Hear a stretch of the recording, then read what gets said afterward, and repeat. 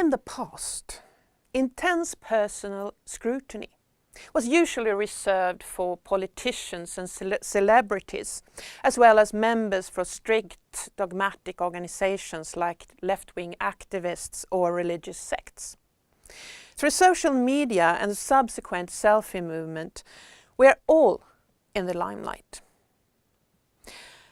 And we are building and sharing the best image of ourselves that we can. We do that through the status updates we share, through the images we post, through the links we recommend, and through the brands we publicly endorse. And while that might seem like self-actualization, the top of Maslow's hierarchy, today it's also a matter of survival. The image of ourselves as presented through the lens of social media is also how we find mates and survive, the bottom of the needs of hierarchy. To some extent, the selfie movement changes how we work with brand positioning. In the past, brand positioning relied heavily on advertising. But today, with our disruptive, splintered media consumption, people and what they publicly endorse through social media becomes more of a strategic force. That means that the court of public opinion is much more forceful than in the past. To just make a quick recap, what is positioning? At the core, it is perception. It is what I see. It's something that happens in the mind of the target market. And it will happen regardless of what the company do, of what you do with your brand. But it can also be carefully crafted and engineered. In physical goods, positioning is an equation of scarcity, price, design and status in comparison with the competition and other brands.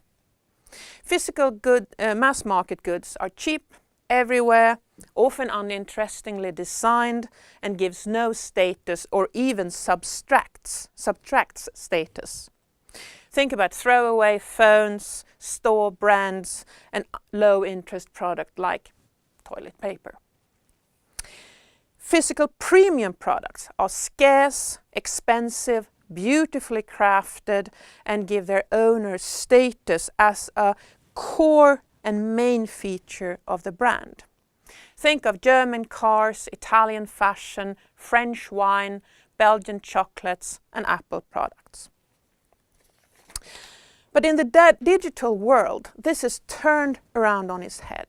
Scarcity and price have very little to do with what is regarded as high status.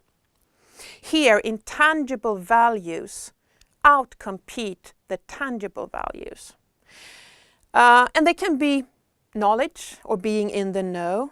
It can be user experience, the company values, customer service, or the personality of the company representative, like the founder or the CEO. Meanwhile, tangible values like reliability, redundancy, and other technical aspects that the company usually struggles with and are building are, in the eyes of the customer, hygiene factors. It should just work. I don't care why it doesn't work or if it doesn't work as well as it should. It just should work. And the customer, me, are completely uninterested in any explanation you might have why it doesn't work or why I should pay more for better technical performance or service. If a free or a cheap service doesn't work or doesn't live up to my expectations, regardless of what they are, I will not upgrade to a premium service. Instead, I will switch supplier. We can find remains of the traditional mechanism in the digital. 4G is more of a status market than GSM.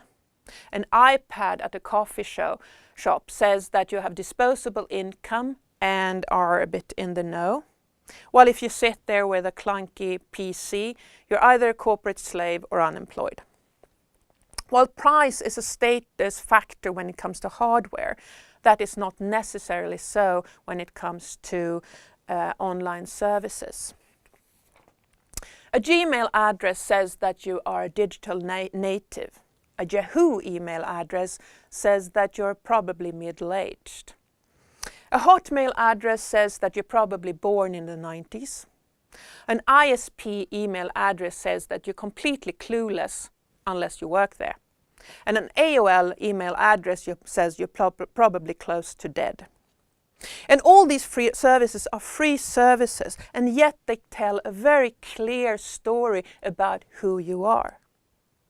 And we can see the same when it comes to social networks. If you're not on any social network, you're either old, clueless, paranoid, or wanted by the authorities. Everybody is on Facebook today. But if Facebook is your only social network, you're probably an average Joe without much of a career. Twitter users falls usually into two categories: older early adopters, who are the movers and shakers in media, technology and politics and are usually super networkers, or they are teenagers who are recently fleeing Facebook. LinkedIn says that you're a professional who cares about your career and want to move forward. Tumblr and Instagram says that you're young or you're a social media professional. Pinterest says that you're probably a female between 15 and 40 and interested in fashion, interior design and cooking.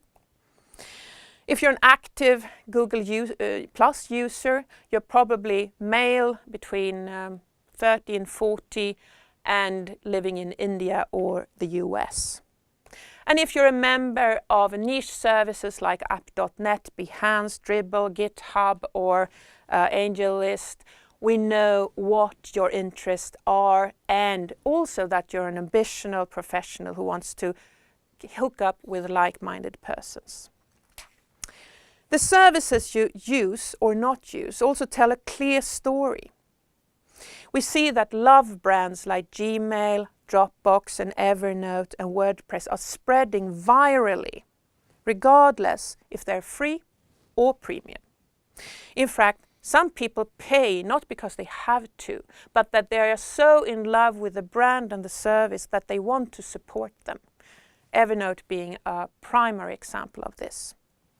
But what do these digital love brands really have in common?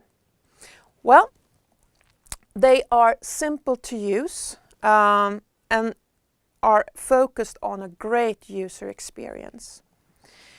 They are clearly focused on solving one single problem.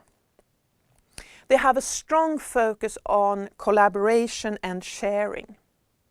They are multi-homed, which means they work on a lot of different devices. They are very fast to incorporate new services and new technology and new techniques. They are easy to integrate with other services that creates a viral marketing effect through API marketing. They often have sympathetic founders that are visible to early adopters and core users.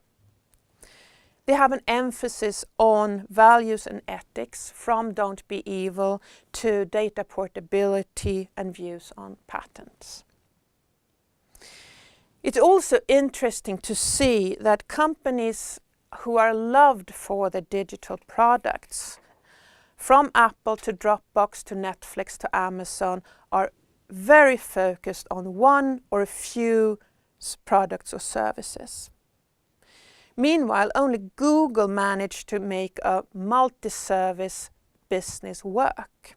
But one should not forget that their core business is advertising and not cloud services or email or the hundreds of different things it seems to be. It's always advertising. Meanwhile, traditional companies like with multiple target groups and who varies from customers to enterprise users like Samsung, Microsoft, AOL, Yahoo, and most telecom companies might earn very good revenue, but they are not brands that are loved. The switching costs are in most cases very low. And while brands like Google and Facebook are known for their almost non-existent customer service, one should not forget, in this case the customers don't forget, that they're actually free services. For companies that do charge a fee for their digital services or digital products like e-commerce or subscription services, customers today expect a fast and great customer service. They expect flexible handling and they expect easy payment. And otherwise, the switching costs are basically nothing. They go to a competitor as fast as they can. And in the light of this, TeliaSonera has a number of challenges. And think about in the following workshop, how would you like to position TeliaSonera in the future to handle these challenges?